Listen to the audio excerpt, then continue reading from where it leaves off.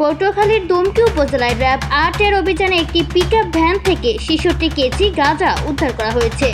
তবে অভিযানের সময় চালক সহ ৩ সন্দেহভাজন ব্যক্তি পালিয়ে যাওয়ায় কাউকে আটক করা সম্ভব হয়নি। সোমবার রাতে লেবুখালী পাগলার মোড় এলাকায় গোপন সংবাদের ভিত্তিতে চেকপোস্ট বসায় র্যাব। চেকপোস্ট দেখে পিকআপটি দ্রুত পালানোর চেষ্টা করলে ধাওয়া দেওয়া হয়। পরে আঙ্গারিয়া ব্রিজের উপর পরিত্যক্ত অবস্থায় গাড়িটি উদ্ধার করা হয়। তল্লাশি চালিয়ে পিকআপের চেসিসের নিচে লুকিয়ে রাখা টেপ ও পলিথিনের মোড়ানো ৬৬ কেজি গাঁজা জব্দ করা হয়। র্যাব জানিয়েছে, উদ্ধার হওয়া গাঁজা ও পিকআপ ধুমকি থানায় হস্তান্তর করা হয়েছে।